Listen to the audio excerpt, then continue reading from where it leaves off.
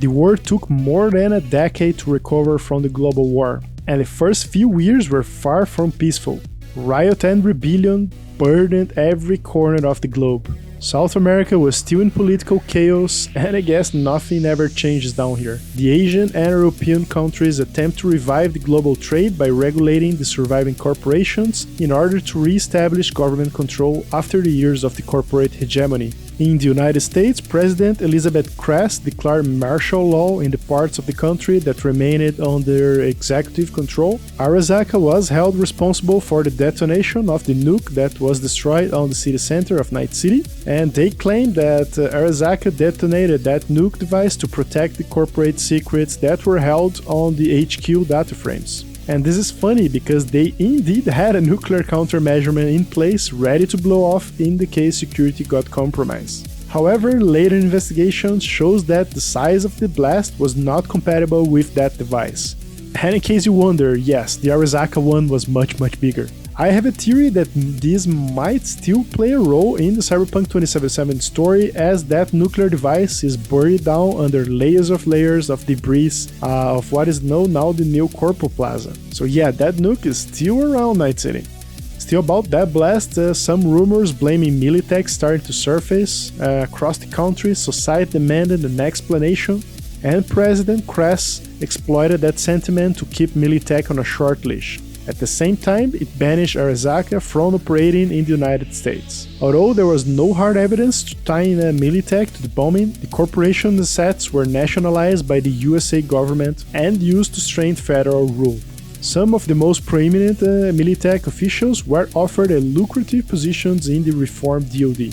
The following years are a long period of global stagnation. Almost no technological development happened between 2024 and 2035. Most corporations were struggling to survive, and the governments focused on internal affairs like suppressing civil unrest and rebuilding devastated cities.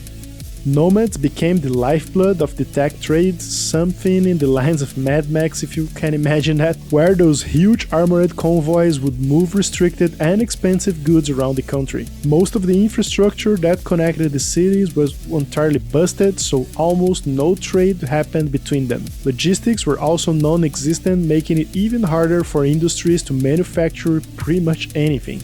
As a city-state devastated by the war, the USA government showed little to no interest in helping Night City to rebuild. In fact, allowing the crippled city to struggle was the perfect way to bring in the free state of North California to heal.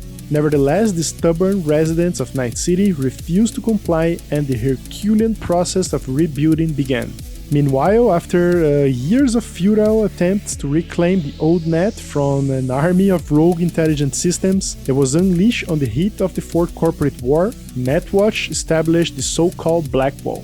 The Black Wall is a virtual barrier between the human and the AI-controlled regions of the old net. Given the complexity of this operation, there may be some truth to the conspiracy theories that the NetWatch was forced to strike a deal with the AI overlords in order to build the Black Wall. Eventually, I will do a separate series of video explaining the NetWatch, the old net, the Black Wall, Netrunner, and much more.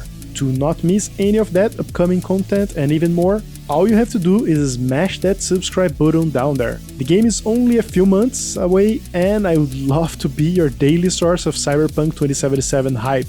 As always, thank you so much for watching, and I see you next time.